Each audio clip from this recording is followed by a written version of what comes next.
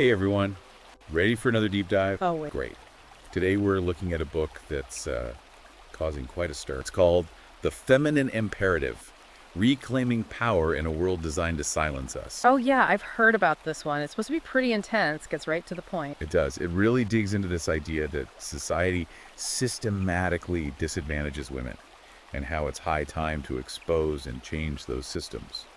What did you think of the book's take on male privilege? Well, it's interesting. The book argues that male privilege is often used as a way to just shut down any conversation about the real issues women face every day, the challenges they deal with. Yeah, like the pressure to be perfect moms and have a successful career all at the same time. Right, and facing things like harassment or the fear of violence.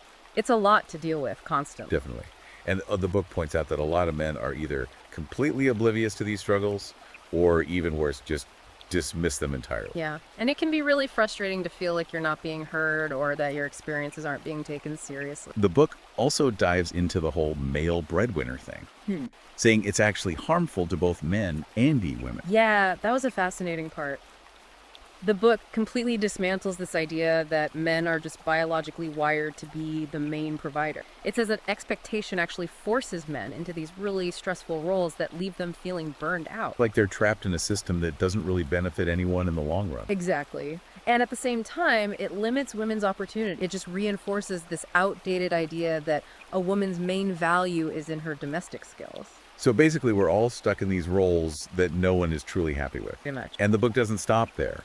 It also challenges those traditional ideas about resilience, the ones that always equate physical strength with toughness. Yeah, I found that part really insightful. The book argues that true resilience actually comes from enduring all the relentless pressure and expectations that are constantly placed on women. Which is a whole different kind of strength. Yeah. Absolutely.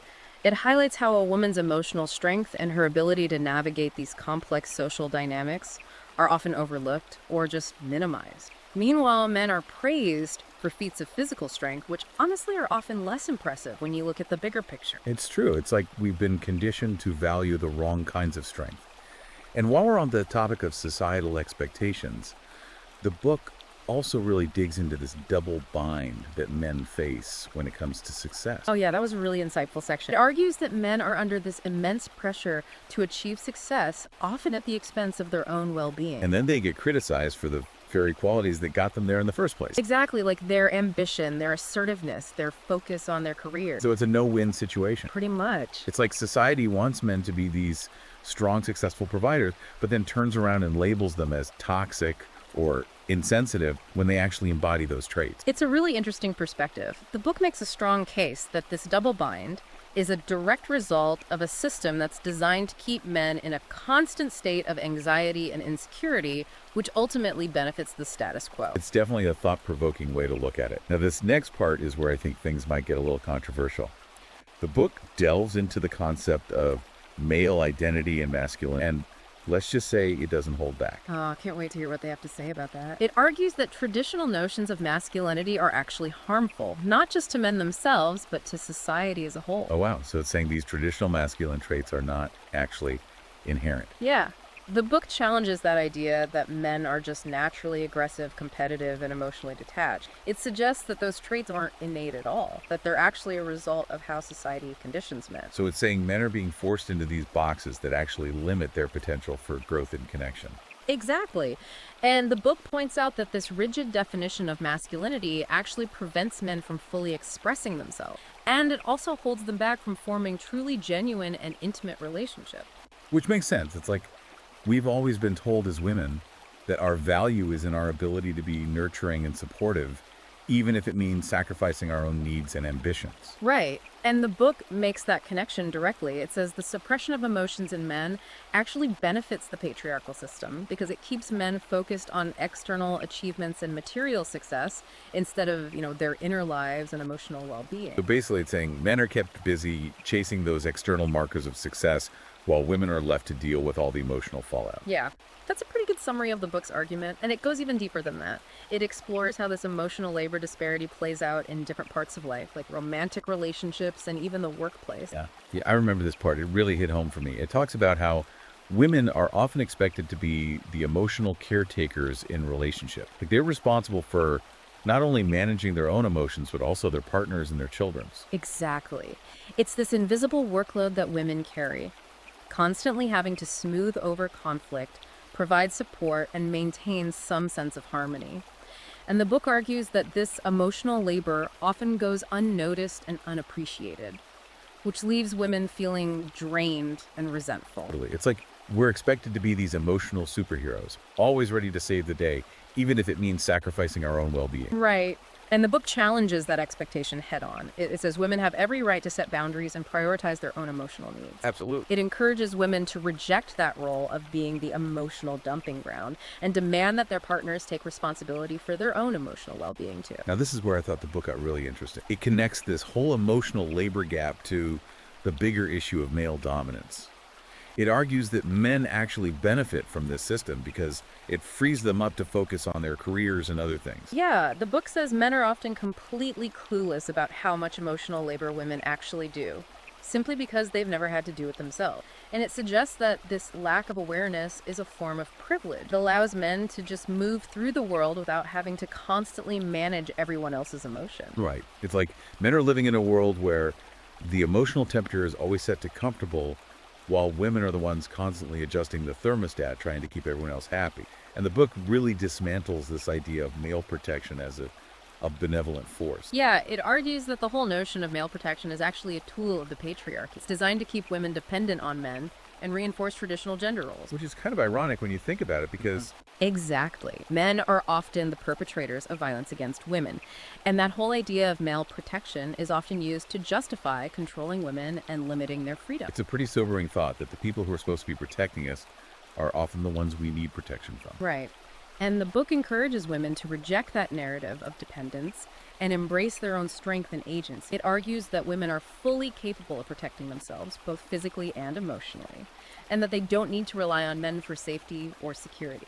I found that part of the book to be really empowering. Like, it was a call for women to reclaim their power and reject the limitations that society has tried to put on them. It doesn't stop there, though. It also challenges this idea of male confidence as a positive trait. Oh, yeah. The book argues that male confidence is often just a mask, a way for men to hide their insecurities and try to maintain a sense of control. And it suggests that this overinflated sense of confidence can lead to things like arrogance, recklessness, and a disregard for other people's feelings. So it's not real confidence. It's more like they're just putting on a show, a way to project this image of strength and dominance. Exactly. And the book argues that true confidence comes from things like self-awareness, vulnerability, and being willing to acknowledge your weakness. It says men would be much better off cultivating those qualities instead of clinging to this facade of unwavering self-assurance. It reminds me of the argument earlier about how true strength is actually found in empathy and emotional intelligence, not in aggression or dominance. It all ties together. And the book really encourages men to embrace those qualities, saying they would not only lead to greater personal fulfillment, but also help create a more just and equitable society for everyone.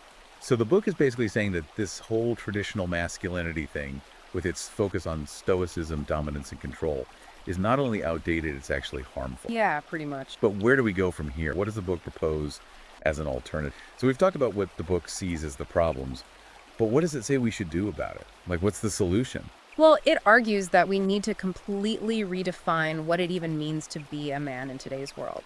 Like a total shift away from those outdated ideas of dominance and control, towards a more balanced and, I guess you could say, holistic understanding of masculinity. So instead of focusing on those external achievements and material success, the book is suggesting that men should prioritize emotional intelligence, empathy, and connection. Exactly. And it argues that those qualities are not just essential for their own personal well-being, but also super important for creating a more just and equitable society for everybody. I can see how that would be important. Does the book actually offer any concrete advice on how men can make this shift? Yeah, it does. It encourages men to try things like mindfulness meditation and even therapy, things that can help them develop self-awareness and learn to regulate their emotions. Those are all good things.